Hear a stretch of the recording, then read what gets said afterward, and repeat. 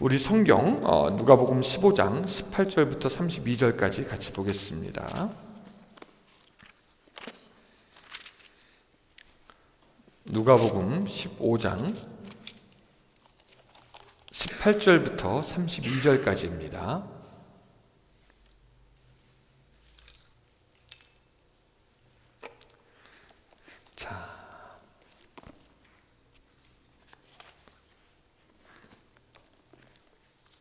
다 찾으신 줄로 알고 우리 한 절씩 교독하겠습니다. 18절 제가 먼저 읽겠습니다. 내가 일어나 아버지께서 가서 이르기를 아버지 내가 하늘과 아버지께 죄를 지었사오니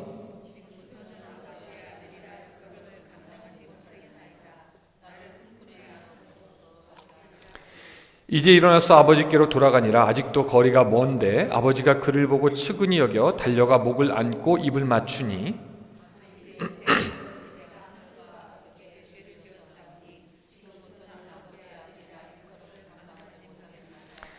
아버지는 종들에게 이르되 제일 좋은 옷을 내어다가 입히고 손에 가락지를 끼우고 발에 신을 신기라. 이 내 아들은 죽었다가 다시 살아났으며 내가 잃었다가 다시 얻었노라 하니 그들이 즐거워하더라.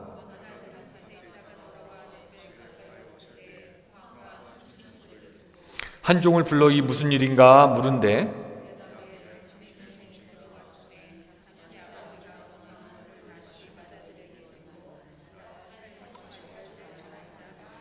그가 노하여 들어가고자 하지 아니하거늘 아버지가 나와서 권한대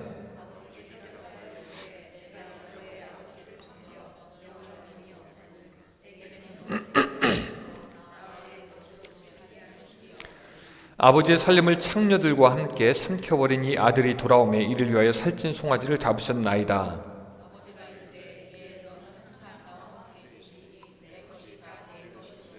같이 읽겠습니다. 시작.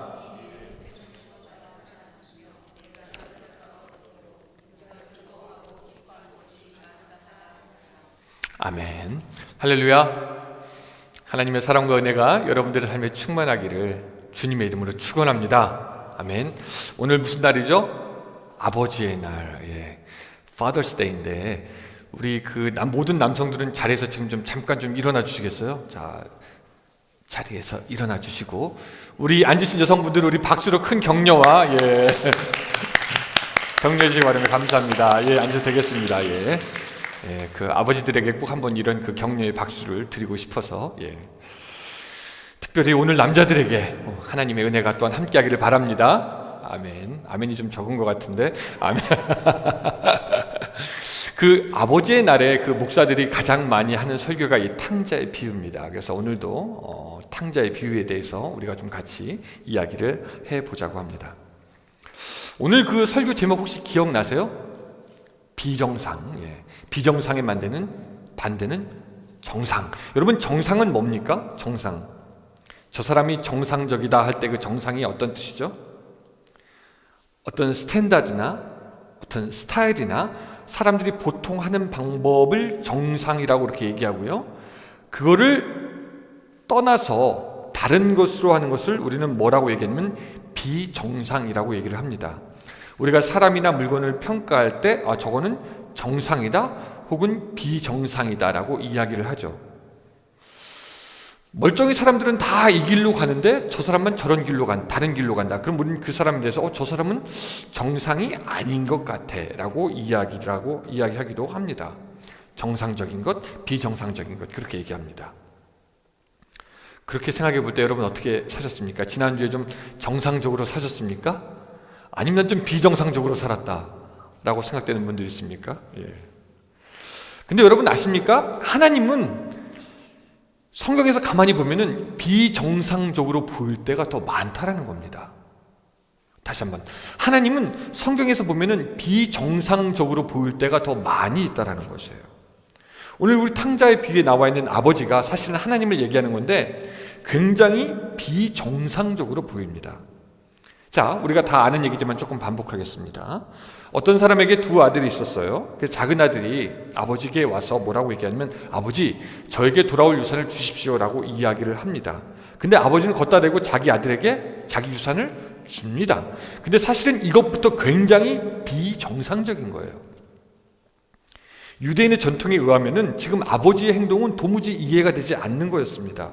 아들이 너무나 버릇 없이 행동하는데 걷다 대고 무엇을 준다? 이거는 말도 안 되는 것이라는 거죠. 케네스 베일리라는 사람이 그 신약 성경을 연구하는 분인데, 이분이 15년 동안 이스라엘에 있는 그 중동 지역에 살면서 오늘 본문의 얘기를 사람들한테 얘기해 줬습니다. 얘기해 주고 아버지가 뻔히 살아있는데 유산을 달라고 한 이 아들의 행동이 어떤 것이냐라고 물어봤습니다. 근데 놀랍게도 그때 돌아온 대답은 다 똑같았어요. 무슨 대답이냐면, 사람들이 뭐라고 얘기했냐면 그 아들은 아버지의 죽음을 원한 것입니다. 그 당시의 상황이 그랬어요. 지랏 하시잔이라는 그 대학 교수가 이렇게 얘기합니다. 유대인의 책 중에 미시나라는 그런 책이 있는데, 그 예수님 당시에 쓰여진 책입니다. 근데 만약에 아버지가 죽기 전에 어느 정도 유산을 아들에게 주겠다라고 하면은, 아버지는 재산이 아들에게 가니까 팔지도 못하고, 아들도 그것이 아버지가 살아있다면 아버지 것이니 아들도 팔지 못하는 것이었습니다.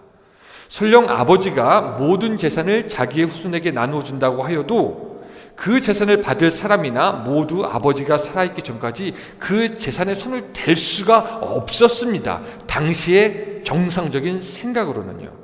그러니까 이 탕자의 모습을 보니까 이것은 굉장히 무례한 것이고, 우리가 흔히 하는 말로 개념이 없는 행동이었죠.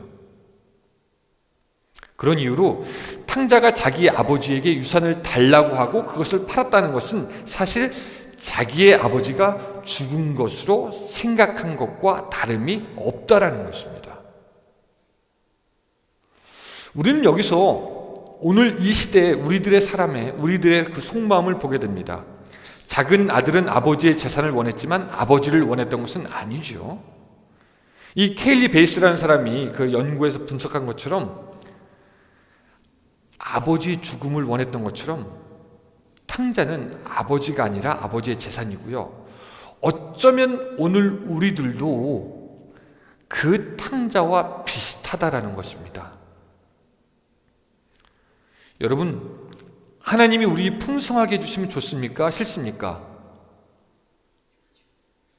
다들 왜 안 좋아하는 것처럼 그렇게 하나님이 내가 너를 풍성하게 하고 형통하게 하고 복주겠다. 아멘? 예, 좋아요. 게다가 하나님이 너에게 건강까지 줄게. 할렐루야? 아멘. 그리고 너가 다 쓰지도 못할 물질 주겠다. 그럼 우리는 막 더 좋아할 겁니다. 그렇습니다, 주님. 다다익선인 것입니다. 할렐루야 하면서 우리는 너무너무 좋아할 겁니다. 근데 그렇다고 해서 이 시대가 하나님이 주시는 풍성함을 좋아하지만 하나님까지 원하느냐? 라는 것은 다시 한번 생각해 보아야 합니다. 어쩌면 하나님을 좋아하는 세대가 아니고 하나님을 싫어하고 멀리하는 세대입니다. 하나님이 주시는 풍성함은 좋아하지만. 여러분, 우리는 그래요. 우리도 그렇고 우리 밑에 세대도 그렇고, 부모가 기도를 열심히 해서 자식이 복 받는 거 되게 좋아합니다. 내가 자식이라면은 부모님이 나를 기도 열심히 해주고 내가 그걸로 복 받았으면 좋겠다라고 좋아하고, 실제로 부모가 기도해서 내가 복 받은 것도 압니다. 그렇다고 해서 그러면 자기가 엄마 아빠가 기도했던 것처럼 기도하느냐? 그건 또 다른 문제예요. 자기는 기도해서 복 받았다고 해도 내가 누군가를 위해서 기도한다? 이거는 별로 하고 싶어 하지 않습니다. 그러니까 복 받고 형통하고 받는 것은 좋아하지만, 누리는 것은 좋아하지만 그 누리게 하는 하나님까지 좋아하느냐? 이건 조금 틀린 문제라는 거죠. 솔직히 말해서 하나님이 없다고 해도 좋으니 내가 원하는 거 있었으면 좋겠습니다라고 생각하는 것이 바로 오늘의 세대입니다. 그러니까 오늘의 세대를 잘 보면은 탕자처럼 하나님이 죽음을 원하거나, 하나님이 죽으면 좋죠. 왜냐하면 내가 할 거 다 나의 원대로 죄 지어도 편하니까. 하나님의 죽음을 원하거나, 아니면 하나님이 죽은 것으로 생각하거나, 아니면 하나님을 나의 만족시키는 만족의 도구로 생각하는 그런 세대입니다. 탕자? 그런 놈이 있나? 우리는 그렇게 생각하지만 사실 어떻게 보면 우리가 그런 놈이라는 거죠. 근데 아버지는 그 아들의 태도에 별로 상황하지 않고 자기 유산의 일부를 둘째 아들에게 덜썩 줍니다. 자, 여기서 퀴즈요. 아버지는 그 유산을 주면은 그 유산을 가지고 아들이 허랑방탕하게 쓸 것을 알고 주었을까요? 아니면 모르고 주었을까요? 자, 여러분들은 어떻게 생각합니까? 여러분들의 자녀가 어릴 때 돈을 주면은 걔가 그 돈 가지고 뭘 쓸 거라는 걸 알아요, 몰라요? 알지요. 아마 이 아버지도 알았을 겁니다. 내가 이 인간 돈 줘봤자 이 인간 그 돈 가지고 뭐 할 거 뻔히 아는데. 그러면은 여러분 같으면은 여러분들이 아버지라면 그 자녀에게 돈을 주겠습니까? 안 주겠습니까?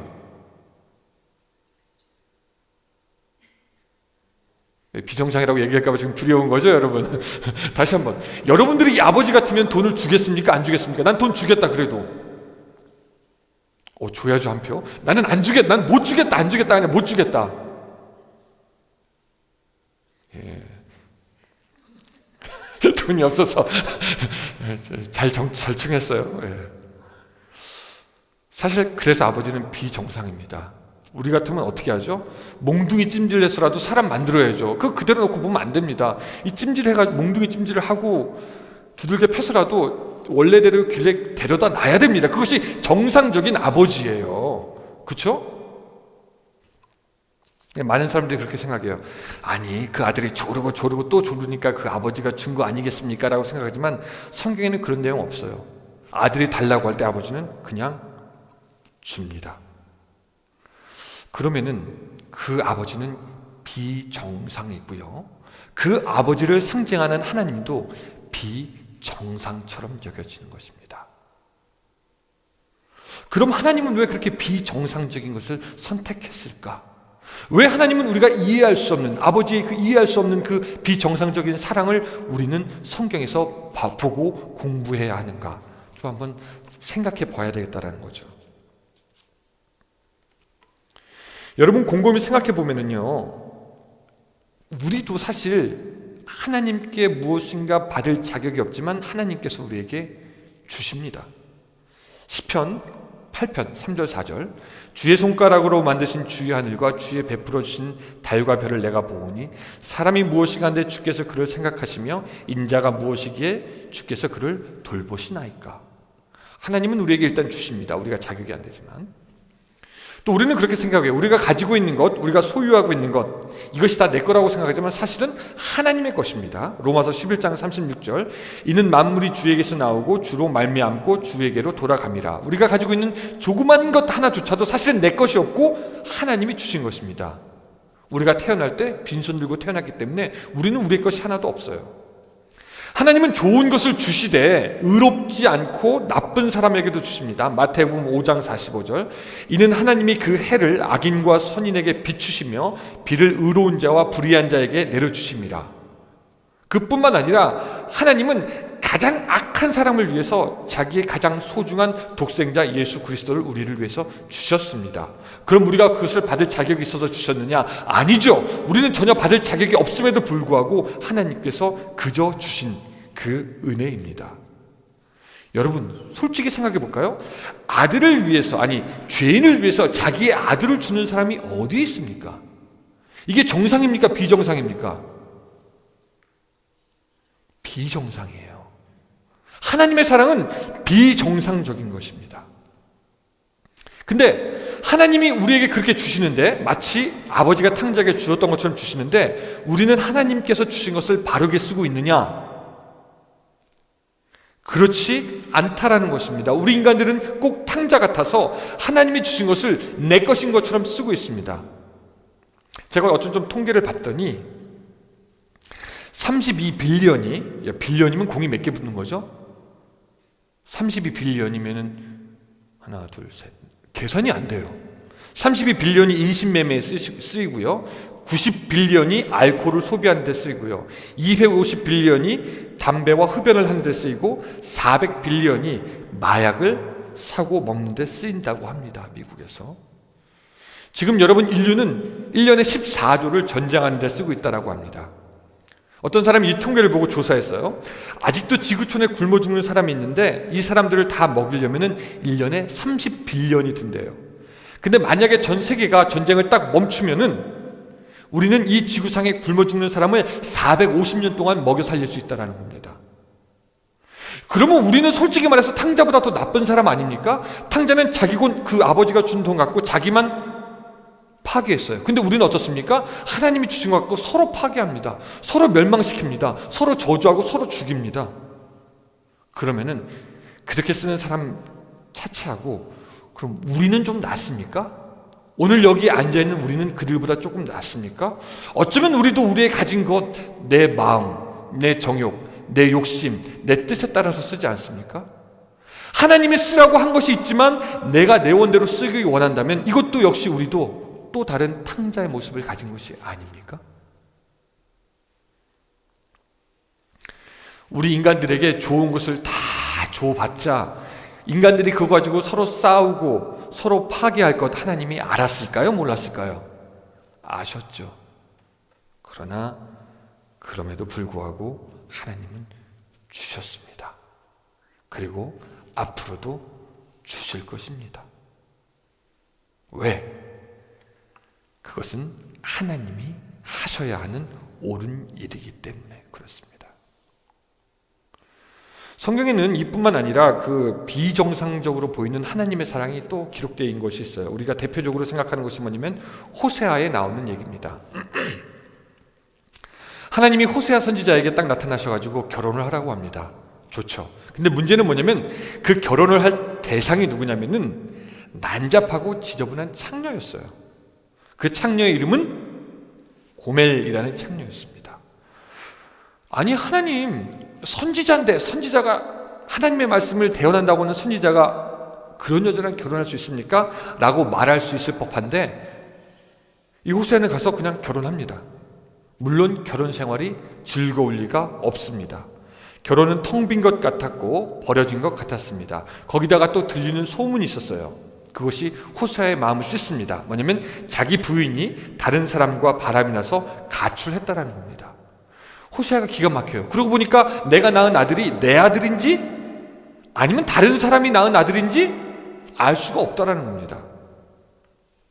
상처난 마음의 남편, 배반당한 남편, 깨진 마음, 돌이킬 수가 없죠.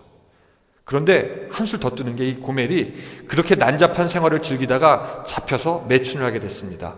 근데 하나님은 고멜에게 말씀하십니다. 그 창녀촌에 가서 포주에게 돈을 주고 너는 그의 아내를 꺼내오고 그녀를 사랑하라는 것입니다. 어쩌면 호세아가 하나님께 부르짖었을지도 모르겠습니다. 하나님, 그 여인은 나의 사랑을 버렸습니다. 왜 내가 가서 그 여인을 다시 사서 그 여인을 사랑해야 됩니까?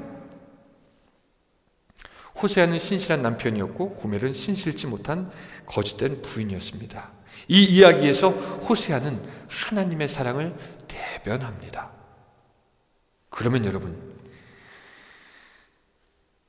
남의 아이를 낳았는지도 모르는 여자가 가서 매춘을 하고 그 매춘한 여자를 사서 자기 아내로 삼는 그 사랑이 여러분 정상적인 사랑입니까? 아니면 여러분들 보시기엔 비정상적인 사랑입니까? 만약에 여러분들이 호세아라면은 그런 여인을 다시 데리고 와서 사랑할 수 있겠습니까?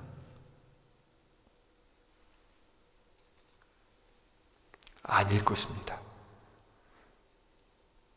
근데 호세아는 고멜을 사랑합니다. 그리고 감사한 것은 호세아가 고멜을 사랑했던 그 사랑으로 하나님이 오늘 우리도 사랑하십니다. 실수하고 넘어져도 또 일으켜 세워주시고 세상 살면서 여러 가지 죄를 지었다고 해도 나오시면 또 품어주시고 우리는 날마다 습관처럼 잘못했습니다 그렇게 빌어도 또 용서해 주는 분이 바로 우리의 하나님이십니다. 주일 예배 드릴 때 보통 교회에 드리면은 그 사람들이 와서 대표 기도를 하는데 그 레파토리가 거의 비슷하지 않습니까? 일주일 동안 살면서 죄를 지은 우리들을 용서하여 주시고, 우리 교회는 그게 별로 이렇게 많이 하지 않은 것 같은 다른 교회 각 대표 기도 책 들어보면은 모든 장로님들 권사님들 나와서 비슷하게 얘기해요. 일주일 동안 살면서 죄에 빠져서 방황하다가 근데 또 기도합니다. 그럼 또 하나님이 또 용서해 주시고, 저거 나가면 죄 지을 텐데 그냥 콱 어떻게 할까 하다가도 하나님이 또 생명 주시고 또 연장시켜 주시고. 하나님이 정상적입니까? 아니면 비정상적입니까? 이것은 우리 인간으로 이해할 수 없는 비정상적인 하나님의 사랑입니다. 그 비정상적으로 보이는 그 아버지 앞에 한 사람, 정상적인 사람이 딱 나타납니다. 그리고 아버지, 그게 아니라 이것이 맞습니다라고 얘기하는 사람이 있으니 그 아들은 첫째 아들이었습니다. 굉장히 정상적이에요.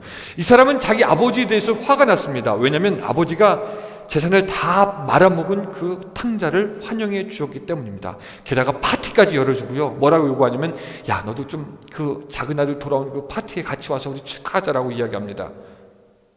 그때 이 사람이 이렇게 얘기하죠. 아버지, 나에게는 새끼 염소라도 줘가지고 친구랑 같이 먹게 즐기라고 한 적이 없으면서 아버지의 재산을 창녀와 다 말아버린 저 녀석에게는 그렇게 잔치를 해주다니요. 여러분, 그 첫째 아들이 그 말을 할 자격이 있습니까? 없습니까? 있어요. 첫째 아들은 일을 잘 했기 때문에. 그래서 28절에 보면 그가 노하여라는 말이 있습니다. 당연히 화날 수밖에 없죠. 정상적이니까. 근데 아버지는 거기에 대해 뭐라고 얘기하냐면, 네 동생이 죽었다가 살아났기 때문에 우리가 즐거워하고 기뻐하는 것이 마땅하다라고 하면서 비정상적인 사랑이 마땅하다라고 우리에게 말씀하여 주고 있습니다. 따라합시다. 비정상적인 사랑이 마땅하다. 믿으십니까? 아멘이 잘 안 되는데요, 저는. 여러분, 지금 두 가지 길을 보고 있는 거예요. 첫 번째는 하나님이 생각하는 비정상적인 사랑의 방법과 사랑의 길이고, 두 번째는 우리가 잘 알고 있는 정상적인 사랑의 방법과 사랑의 길입니다. 그럼 여러분들에게 묻고 싶습니다. 여러분들은 정상적인 것을 원하십니까? 아니면 비정상적인 것을 원하십니까?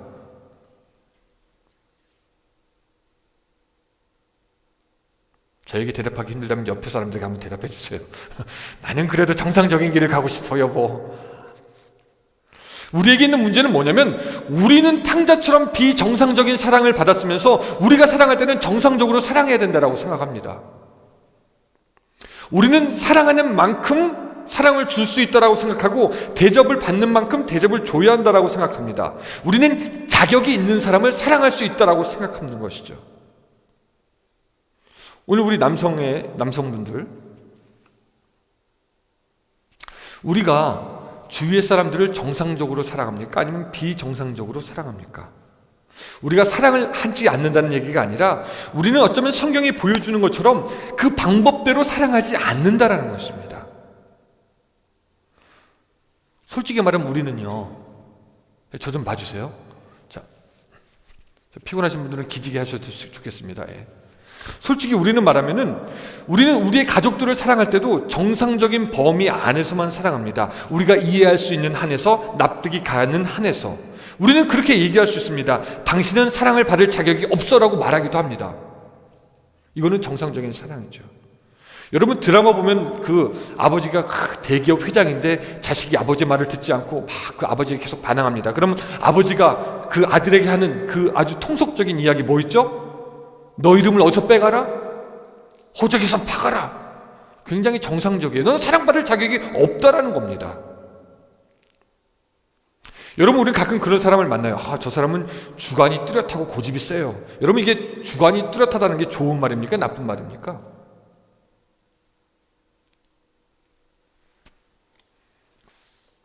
주관이 세고 고집이 뚜렷한 사람은 보니까 내 편과 남의 편이 쫙 갈라지더라고요. 그래서 그것이 좋은 것처럼 보이기도 하지만 사랑할 때만큼은 성숙하지 않다라는 것을 보여줍니다. 내가 좋아하는 사람, 내가 미워하는 사람, 내가 사랑하는 사람, 내가 사랑하지 않는 사람, 그것이 뚜렷해가지고 아무도 바꾸질 못해요. 근데 성경이 그렇게 가르쳐줍니까? 사람 갈라놓고 사랑하라고? 여러분, 사랑에 있어서만큼은 주관이 뚜렷할 것이 아니라 하나님의 관점에서 보는 신관이 뚜렷해야 하고, 고집이 셀 것이 아니라 사랑의 강도가 세야 됩니다. 그래서 성경은 우리에게 말씀하십니다. 내 원수도 뭐하라? 사랑하라라고 우리에게 말씀하고 있는 것입니다. 근데 우리는 경험이 있어요. 어떤 경험이냐면, 내가 선한 마음으로 누구를 도와줬는데 그 사람이 때로는 나를 찌르는 비수가 되어서 다시 데려오는 경험, 내가 도와줬던 사람이 나를 거역하고 나의 반대편에 서는 경험, 나의 호의를 어떤 사람은 헌시짝처럼 버렸던 그런 경험, 아는 척하지 않다가 필요할 때만 와서 아는 척하는 사람들. 여러분들에게 묻고 싶습니다. 우리 자녀들이 그런 사람을 만나면 우리는 어떻게 해야 된다고 가르칩니까? 야, 그런 사람들 만나면 너는 이렇게 해라 라고 합니다. 어떻게 하죠? 다시 한번. 자, 우리 그렇게 생각하잖아요. 그 사람들 중에 좋은 사람만 있는 게 아니라 나쁜 사람도 있잖아요. 그렇죠? 필요할 때만 도움을 요구하는 사람들도 분명히 있을 것이고, 그 다음에 내가 도와줬는데 그 선의를 악으로 갚는 사람들도 있습니다. 근데 여러분들의 자녀가 그런 사람들을 만났어요. 그럼 여러분들 그런 사람들에게 어떻게 하라고 가르칩니까? 얘들아, 다음부터는 만나지 마. 또 얘들아, 다음부터는 도와주지 마. 얘들아, 다음부터는 뭐라고 가르쳐 주세요, 여러분들은?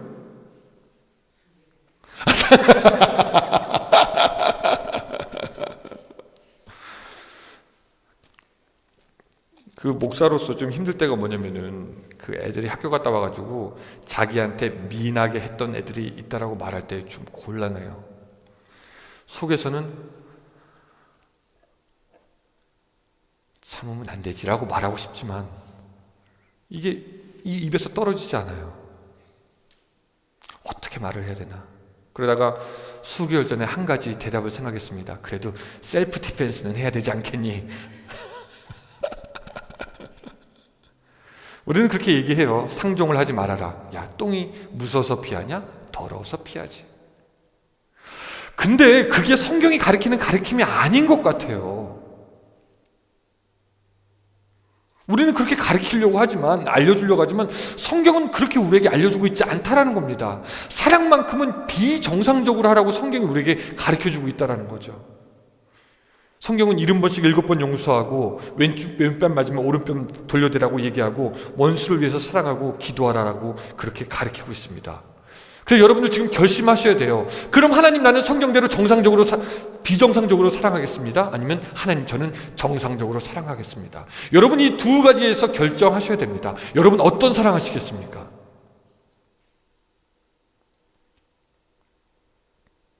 오늘 아버지의 날, 모든 아버지들이 축복받아야 되는 날이고 아버지들이 감사받아야 되는 날입니다. 우리 아버지들의 긴 한숨 뒤에 감추어진 그 고뇌와 어려움, 또한 어려움들, 고민, 저도 아버지가 되면서 아주 조금씩 알 것 같습니다. 하나님의 사랑이 모든 그 아버지들에게, 남편분들에게 있기를 주님의 이름으로 축원합니다. 그 아버지의 날에 근데 저는 또 다른 측면에서의 아버지 날을 좀 보고 싶어요. 아버지의 날이니까 아버지가 좀 앞장서면 어떻겠느냐. 1980년대 여러분 그 이덕화 씨가 진행하던 쇼가 혹시 기억나십니까? 이덕화 씨가 뭐라고 딱 한마디 했는데 그게 굉장히 유행어가 됐어요. 뭐죠? 혹시 기억나세요? 가수가 딱 나오기 전에 이덕화 씨가 뭐라고 얘기합니까? 맞아요. 잘하시네요. 부탁해요. 이게 굉장히 유행어였어요. 1980년도에. 감사합니다. 예. 아버지들에게 부탁하고 싶습니다. 집안에서 우리가 비정상적인 사랑을 할 수만 있다면 우리 집안이 어떻게 변화될까요? 우리가 교회 식구들을 대할 때 비정상적으로 사랑할 수 있다면 우리의 교회가 어떻게 변화가 될까요?